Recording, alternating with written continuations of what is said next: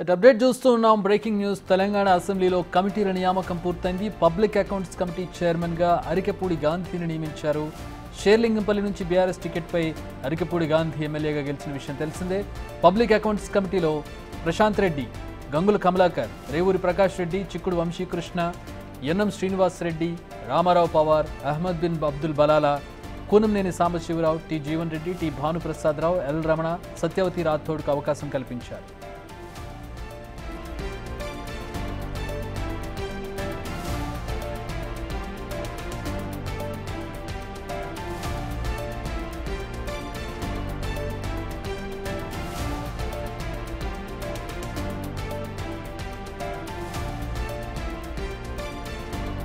విజయరమణారావు, కోరం కనకయ్య, రామ్దాస్, యశస్విని రెడ్డి, రాకేష్ రెడ్డి, ఎమ్మెల్సీలు ప్రభాకర్ రావు, శంకర్ రాజు, టి రవీందర్ రావు, యాదవ్ రెడ్డికి ఎస్టిమేట్స్ కమిటీలో ఛాన్స్ లభించింది. దానికి సంబంధించిన అప్డేట్ చూస్తున్నాం.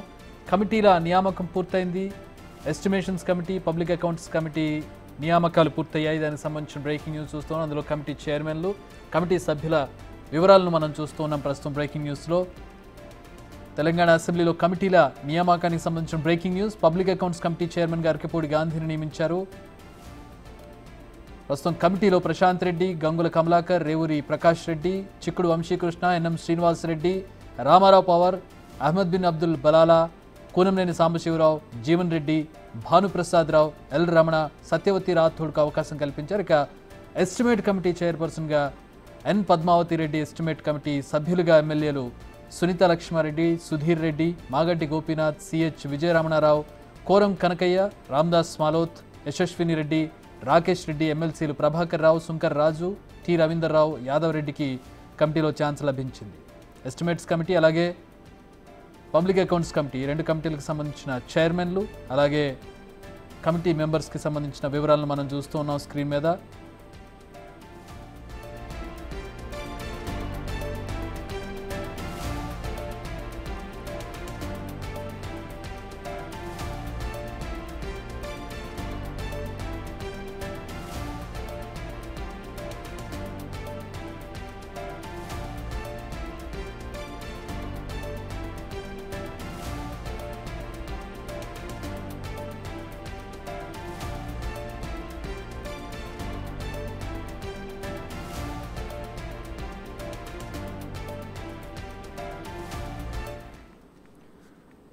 రైట్, మా deputy bureau chief Sadiq join అవుతున్నారు. ఈ కమిటీలకు సంబంధించిన పూర్తి వివరాలు తెలుసుకుందాం. సాదిక్.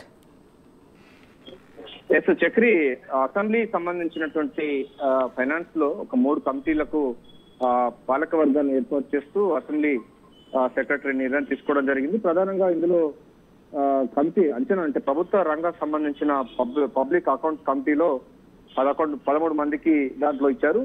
అపోజిషన్ పార్టీగా ఉండవలసిన అరికెపూడి గాంధీకి ఇవ్వాల్సినటువంటి అది ఉండేది. సో ఆయన పార్టీ మారాడు కనుక ఆయన చైర్మన్ గా పబ్లిక్ అకౌంట్ కమిటీకి ఒకటి, అదేవిధంగా ప్రభుత్వ అంచనాల కమిటీ కూడా ఒకటి ఇవ్వడం జరిగింది.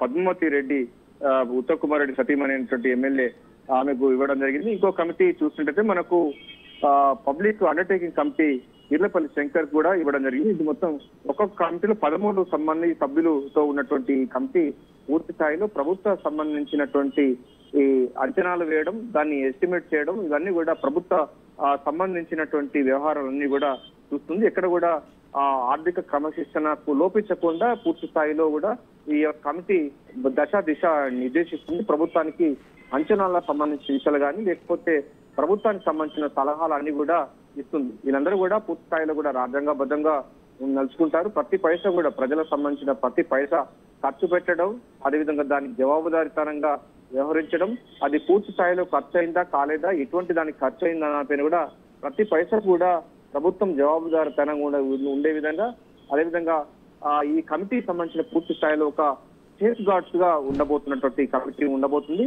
ప్రధానంగా ఈ 3 కమిటీలు పెట్టడం ద్వారా ప్రజాస్వామ్యంలో పరిపూర్ణమైనటువంటి అంశాన్ని కూడా ప్రతి పైసా ప్రతి సంబంధించినటువంటి వ్యవహారంలో కూడా ప్రజాప్రతినిధులే వాళ్ళు సేఫ్ గార్డ్స్ గా ఉండే విధంగా ఇది ఉండబోతున్నటువంటి పరిస్థితి ఉంది.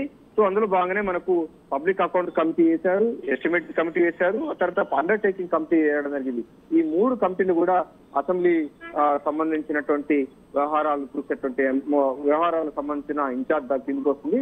ప్రభుత్వం పూర్తి స్థాయిలో కూడా బడ్జెట్ సంబంధించిన కూర్పులు కానీ, బడ్జెట్ లో సంబంధించినటువంటి అలొకేషన్స్ కానీ, వాటి ఇంప్లిమెంటేషన్ కానీ, లేకుంటే ఇతర మార్గాల ద్వారా వచ్చేటువంటి డబ్బును మనం ఏ విధంగా ప్రజలకు ఉపయోగించాలంటే కూడా పూర్తి స్థాయిలో అయితే ఈ 3 కమిటీలు కూడా పనిచేయబోతున్నాయి.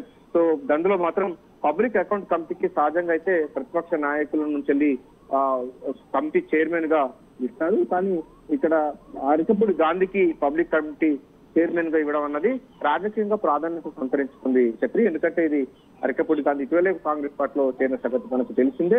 సో ఆయనకు ఏ కోర్టులో ఇచ్చారని కూడా చర్చ అయితే కొనసాగుతూ ఉంది. సో అరికపూడి గాంధీ మాత్రం పబ్లిక్ అకౌంట్ కమిటీ చైర్మన్ గా ఉన్నారు. తర్వాత పద్మావతి రెడ్డి చైర్పర్సన్ గా ప్రభుత్వ అంచనాల కమిటీకి చైర్మన్ గా వ్యవహరిస్తున్నారు. 13 మంది సభ్యులు, అంటే ఆమెతో పాటుగా 14 మంది సభ్యులు అంటారు. ఇక వీరితో పాటుగా మనకు కమిటీ ఫర్ పబ్లిక్ అండర్టేకింగ్ సంబంధించిన కమిటీ కూడా ఉంటుంది. వీర్లపల్లి శంకర్, ఆయనతో పాటుగా మిగతా 12 మంది సభ్యులతో ఉన్నటువంటి కమిటీ అయితే పూర్తి స్థాయిలో ప్రభుత్వం సంబంధించినటువంటి ఆర్థిక లావాదేవీలకు సంబంధించినటువంటి ఖర్చులు, అదేవిధంగా రాబడులు, అదేవిధంగా మిగతా డీబేట్ కాకుండా ఉండే విధంగా, ప్రజలకు ఉపయోగపడే విధంగా, ప్రభుత్వానికి మార్గదర్శకంగా ఉండే విధంగా ఈ 3 కమిటీలు పనిచేయబోతున్నాయి. Right, thanks for the update Sadiq.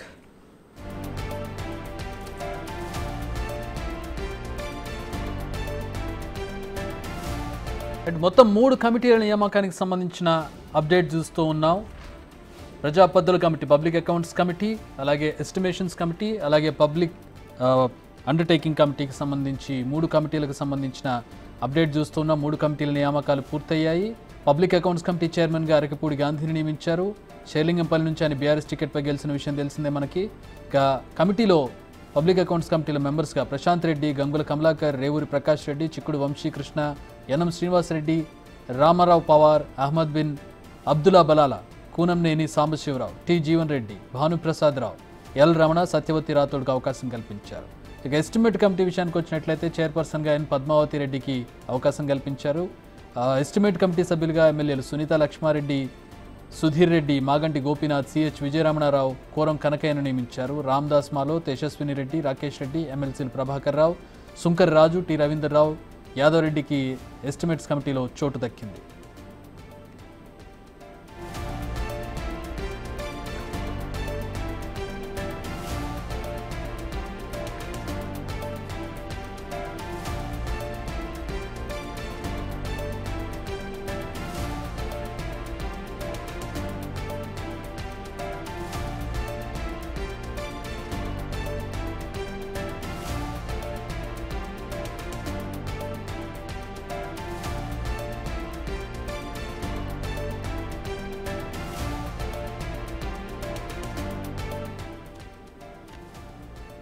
కమిటీల నియామకానికి సంబంధించిన అప్డేట్స్ చూస్తూ ఉన్నాం.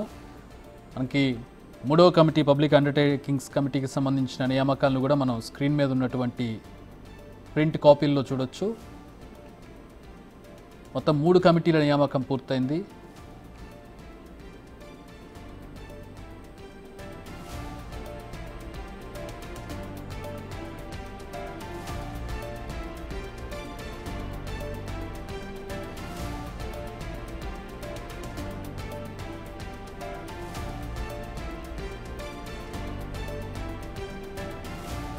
అయితే మా ఎడిటర్ ఇన్ చీఫ్ పివి గారు జాయిన్ అవుతూ ఉన్నారు. Good evening sir. నమస్తే. రైట్, మొత్తం 3 కమిటీల నియామకం పూర్తయింది. సమీకరణలు ఎట్లా చూడొచ్చు, ప్రధానంగా నియామకాలను ఎట్లా చూడాలి? ప్రధానంగా అసెంబ్లీలో public accounts committee chairman post అనేటువంటిది అపోజిషన్ పార్టీకి సంబంధించినటువంటి శాసనసభ్యులకు ఇచ్చేది, దానికి సంబంధించినటువంటి పోస్ట్ ఇది. కాకపోతే గాంధీ కూడా బీఆర్ఎస్ పార్టీ నుంచి గెలిచినటువంటి వ్యక్తే. శ్రీలింగంపల్లి శాసనసభ్యుడు గాంధీ కూడా బీఆర్ఎస్ పార్టీ శాసనసభ్యుడిగానే ఉన్నాడు. కాకపోతే ఆయన కాంగ్రెస్ సన్నిహితంగా ఉన్నాడని చెప్తాను. అంటే లీగల్ గా చూసినప్పుడు, అధికారికంగా చూసినప్పుడు ఆయన బీఆర్ఎస్ పార్టీ శాసనసభ్యుడు, సీనియర్ శాసనసభ్యుడుగా ఉండటం అనేటువంటిది ఇక్కడ ప్రధానంగా క్రైటీరియాగా తీసుకున్నట్టుగా కనపడుతుంది. అంటే దీనికి జనరల్ గా హరీష్ రావు పేరు కూడా వినపడ్డా కానీ అది దాంట్లో స్పీకరు డిసిషన్ మీద ఆధారపడి ఉంటుంది, స్పీకర్ యొక్క డిస్క్రిమిషన్ పవర్ మీద ఆధారపడి ఉంటుంది. కాబట్టి speaker assembly accounts committee chairman అనేటువంటిది ఏదైతే ఉందో అది కాగు నివేదికల్ని పరిశీలించి కాగు నివేదికల్ని దాని మీద అధ్యయనం చేసేటువంటి కమిటీగా ఉన్నటువంటిది కొద్దిగా కీలకమైనటువంటి పదవి. దానికి సంబంధించినటువంటిది బీఆర్ఎస్ పార్టీ సంబంధించిన ప్రధాన ప్రతిపక్ష పార్టీ శాసనసభ్యుడిగా ఉన్న గాంధీకి ఇవ్వటం అనేటువంటిది కొంత దాంట్లో లీగల్ గా చూసినప్పుడు రైట్ గా ఉన్న కొంత వ్యూహాత్మకంగానే ప్రభుత్వం అడుగులేసింది అని అనిపిస్తుంది. టెక్నికల్ గా ఇవ్వాల్సిన వాళ్ళకే ఇచ్చారు అని అన్న రాజకీయంగా చూసినప్పుడు ఒక ఎత్తుగడలో వ్యూహంలో భాగంగా గాంధీకి ఇవ్వటంగా కనపడుతుంది. ఇది మొత్తానికి అటు బీఆర్ఎస్ కి ఒక రకంగా షాక్ తగిలే అంశంగానే ఉంది. ఇక్కడ అటు కర్ర విరగకుండా పాము చావకుండా ఒక రకమైనటువంటి వ్యూహాత్మక డెసిషన్ ఇది.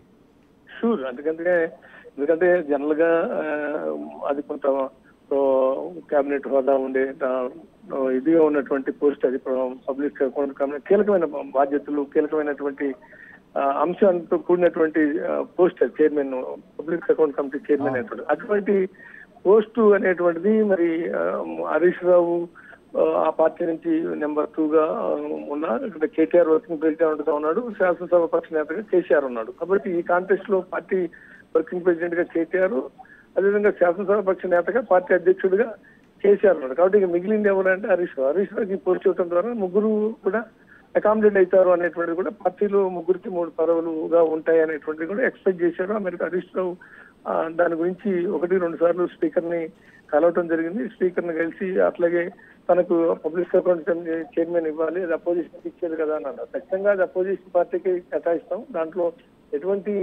అనుమానం అవసరం లేదు అని చెప్పినప్పటికీ కూడా దాన్ని సడన్ గా గాంధీకి ఇవ్వటం మీద కొంత షాక్ గురయ్యారు అనేటువంటిది ఏమనలేరు కదా ఇప్పుడు అనడానికి కూడా 100%. అంటే ఏమైందంటే గాంధీ సీనియరు, ఇక వాళ్ళ పార్టీ కాబట్టి మరి కాంగ్రెస్ సన్నిహితంగా ఉన్నాడా ఇంకోటి ఉన్నాడా అనేది పక్కన పెడితే, బట్ ఆయన ఎగ్జాక్ట్లీ కాబట్టి ఆయన ఆ రకంగా నిర్ణయం తీసుకోవడంతో వాళ్ళు కొద్దిగా ఇది ఊహించని పరిణామం. ఒక రకంగా రాజకీయ వర్గాల్లో కూడా ఇది డిబేటబుల్ ఇష్యూ, ఊహించని పరిణామం, అందరికీ కూడా ఒక రకంగా సంచలనం అనే చెప్పాలి. Right thanks for the analysis sir. So మొత్తంగా ఒక వ్యూహాత్మక నిర్ణయం తీసుకుంది చెప్పుకోవచ్చు. రాజకీయంగా ఇది ఒక డిబేటబుల్ ఇష్యూగా చెప్పుకోవచ్చు. అటు పార్టీ మారలేదు, అలానే పార్టీలో ఉన్నట్టు కాదు, కానీ టెక్నికల్గా యాజ్ పర్ రూల్స్ ఆయన BRS MLA Arekapudi Gandhi senior MLA, ఆయనకి అర్హతలు కూడా ఉన్నాయి. సో ఆయనకి పబ్లిక్ అకౌంట్స్ కమిటీ చైర్మన్గా ఆయనకు పదవి ఇవ్వడం ప్రస్తుతం అటు బీఆర్ఎస్ పార్టీకి రాజకీయంగా ఒక రకంగా షాక్ అని చెప్పొచ్చు. కక్కలేక మింగలేక చెప్పేటటువంటి పరిస్థితి లేక ప్రస్తుతం బీఆర్ఎస్ పార్టీ ఇరుకును పడిందని చెప్పుకోవచ్చు. తమ పార్టీ వాళ్ళకి ఇచ్చారా లేదంటే కాంగ్రెస్కి అనుకూలంగా ఉన్న వ్యక్తికి ఇచ్చారా అని ఒక కామెంట్ చేయలేరు, అలా అని తమ పార్టీలో మరో వ్యక్తికి ఇవ్వమని అడగలేరు. అరకపూడి గాంధీ కూడా సీనియర్ ఎమ్మెల్యేగా ఉన్నటువంటి పరిస్థితి, ఎంతో కాలంగా ప్రజాసేవ చేస్తూ ఉన్నారు. ఆయన ఏ పార్టీలో ఉన్నారనేది టెక్నికల్గా బీఆర్ఎస్కి చెందుతుంది. ఇక ఆఫ్ ది రికార్డ్స్ ఆయన ఎటు ఇంక్లైన్ అయి ఉన్నారు, ఎటు చేరబోతున్నారు అనేది ఆఫ్ ది రికార్డ్స్, కానీ ఆన్ పేపర్ ఏముంది టెక్నికల్గా ఏముందనే దాన్ని బట్టే మాట్లాడాల్సి ఉంటుంది. కాబట్టి ప్రస్తుతం ఆయనకి ఇవ్వడం ప్రస్తుతం ఒక రకంగా రాజకీయ వ్యూహాత్మక నిర్ణయంగా చూడొచ్చు.